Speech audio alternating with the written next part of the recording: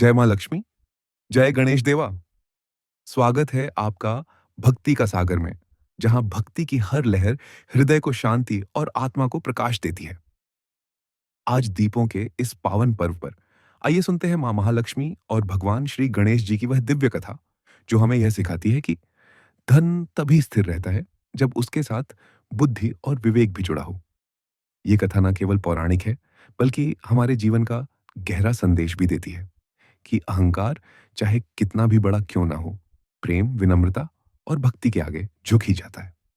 तो चलिए, दीपों की इस उज्जवल रात में प्रेम और श्रद्धा के साथ सुनते हैं माँ लक्ष्मी और भगवान श्री गणेश जी की प्रेरक दीपावली कथा।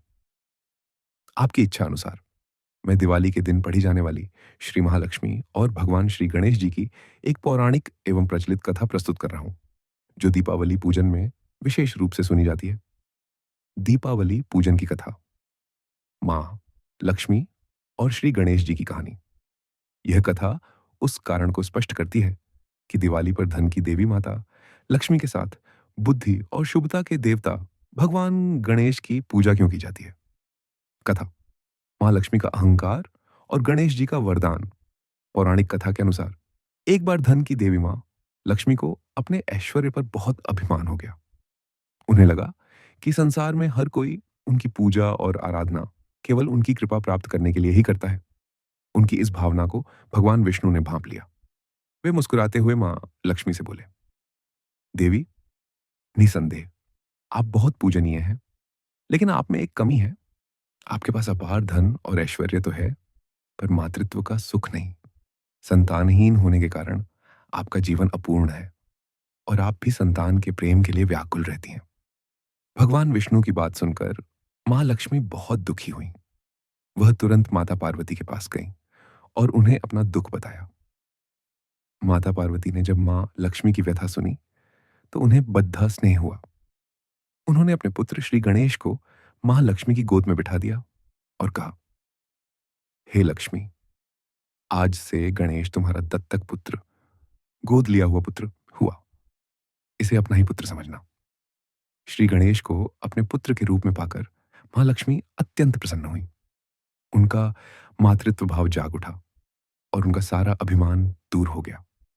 प्रसन्न होकर मां लक्ष्मी ने गणेश जी को यह वरदान दिया कि जो कोई भी मेरी पूजा करेगा, लेकिन उसके साथ तुम्हारी, गणेश जी की, पूजा नहीं करेगा, उसके घर में मेरा निवास कभी नहीं होगा।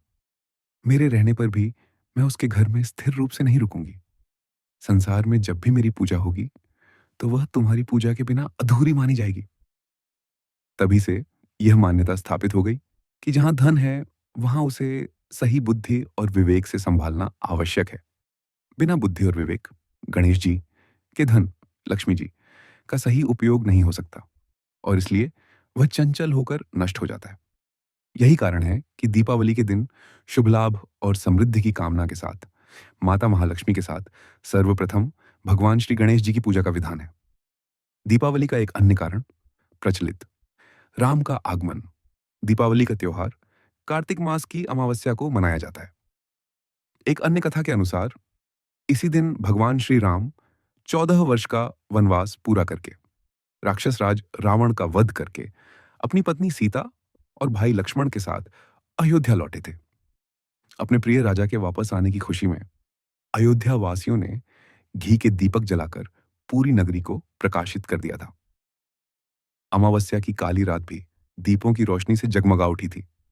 तभी से हर साल इस दिन को अज्ञान पर ज्ञान की विजय और अंधकार पर प्रकाश की विजय के रूप में मनाया जाने लगा, जिसे आज हम दीपोत्सव, दीपावली कहते हैं।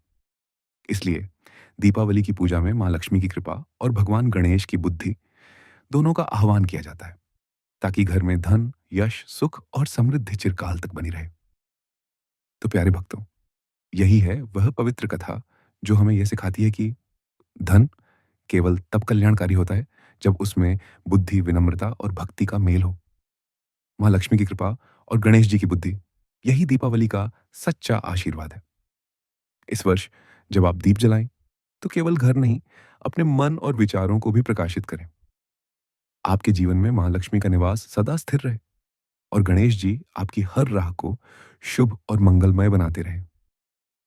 अगर आपको यह कथा और इसका संदेश पसंद आया हो, तो भक्ति का सागर चैनल को लाइक, शेयर और सब्सक्राइब करना ना भूलें, ताकि हमारी भक्ति की यह लहर आपके हृदय तक पहुंचती रहे। जय मां लक्ष्मी, जय गणेश देवा, शुभ दीपावली। भक्ति का सागर, जहां हर कथा में है भक्ति का अमृत।